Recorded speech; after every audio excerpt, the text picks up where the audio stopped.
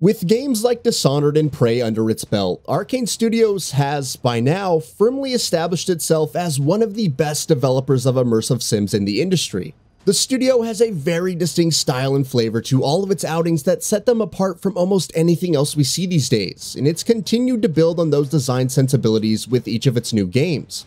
With the upcoming Redfall, Arkane says it's still doing a lot of what it's always been known for, but while it looks like player expression and emergent mechanics will still be at the center of the experience in the upcoming vampire shooter, it's also clear that it's going to be probably the most different game Arkane has made to date when compared to its past outings. Here, we're going to talk about a few things that look like they're going to set it apart from past titles by the developer.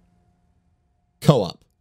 From Dishonored and its sequels to Prey, Arkane has always been about crafting experiences that are solely single player and meant to be played alone, but Redfall is going down a different route. 2021's Deathloop introduced some multiplayer mechanics into the proceeding, and Redfall is taking that several steps further. Though the entire game will be playable start to finish as a purely single-player experience, it's been clear from the start that the focus this time around is very much on co-op, and allowing 2 to 4 players to go through the shooter and its offerings together.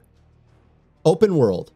World and level design is something Arkane has built its reputation on over the years, from the city of Dunwall to the city of Karnaca, and each of those has had a very unique personality, to the extent that spending even a short amount of time exploring their environments makes it abundantly clear that they were crafted by the masterminds at Arkane. Redfall, however, is taking a different approach. While past Arkane worlds were non-linear and had plenty of room for exploration, to say the very least, they were far from open world.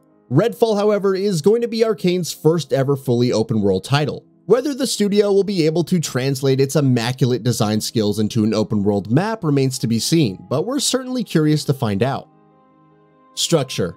Redfall is going to be a much more structured experience than past Arkane games, which sort of comes with the territory of being an open world game. The map will be divided into multiple locations, with safe houses spread throughout the titular island town, where players will be able to accept missions from friendly NPCs. Meanwhile, your primary objective of taking back Redfall from the vampires will also require you to take down a unique, powerful enemy in control of each of the map's several locations, which is something else that has been commonly done by open world games. In fact, interestingly enough, creative director Harvey Smith has even made direct comparisons to other open world games when talking about Redfall's structure. Speaking to Games Radar, he said, "Redfall sometimes feels like what you'd get if you blended the Arkane creative values with Far Cry 2 or Stalker. That's the kind of thing we've wanted to do for a long time."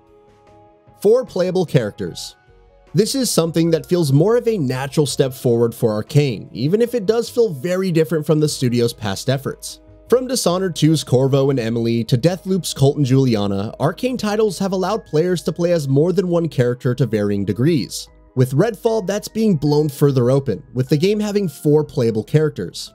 There's no one central protagonist in the game, and players will be able to go through the entire experience as any one of the 4 characters. Though similar to Dishonored 2, once you've decided which one to play as, you'll be locked in, and won't be able to swap to a different character mid-game. The focus here, of course, is on co-op, so a party of 4 playing together can conceivably have each of 4 characters, or alternatively, it can have 4 variants of just one of them. Loot focused.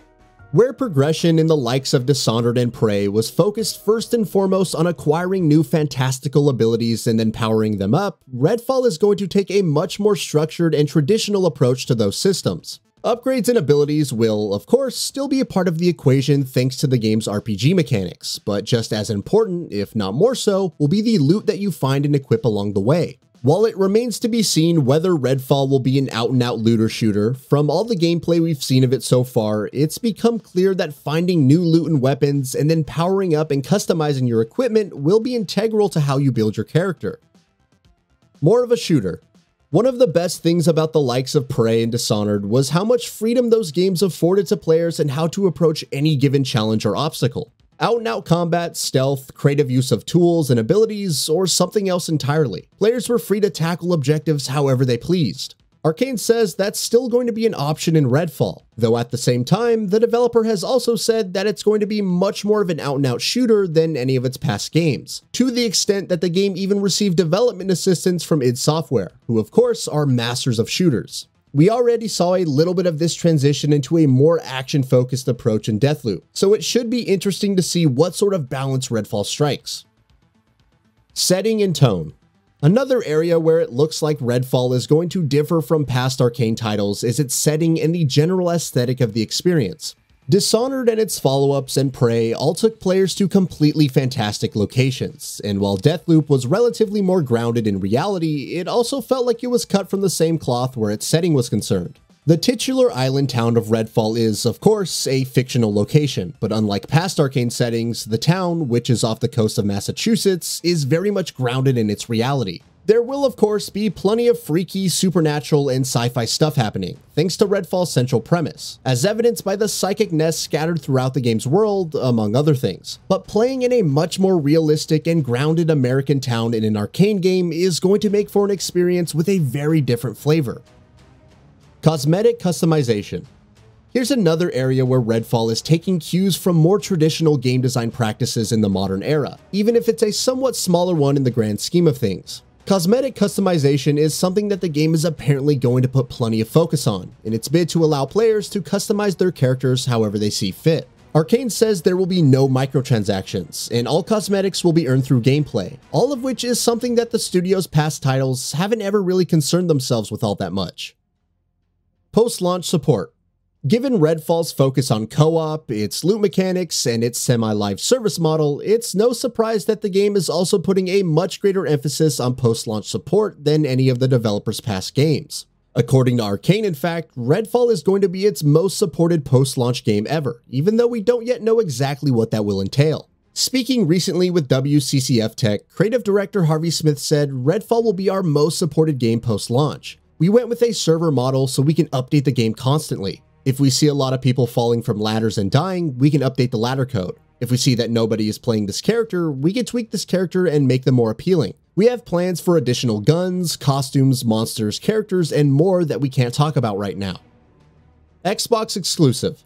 Let's wrap this up with a bit of an obvious one. Redfall is going to be Arkane's first ever Xbox console exclusive title. Dishonored, Dishonored 2, Dishonored Death of the Outsider, and Prey were all multi-platform games, while thanks to an exclusivity agreement between Sony and Bethesda, Deathloop launched as a PS5 console exclusive, even though it is now available on Xbox as well. However, with Arkane now a fully Microsoft-owned studio and under no exclusivity agreements with Sony, Redfall is going to launch as a first-party title for Xbox Series X and S and PC only, and is very, very unlikely to ever come to PlayStation at any point in the future. So what are your thoughts on this? Go ahead and share them in the comments below. And if you like this video, please subscribe to the channel and enable all notifications by clicking the bell icon to get new video updates. We upload every day and would really appreciate your support. Thanks for watching.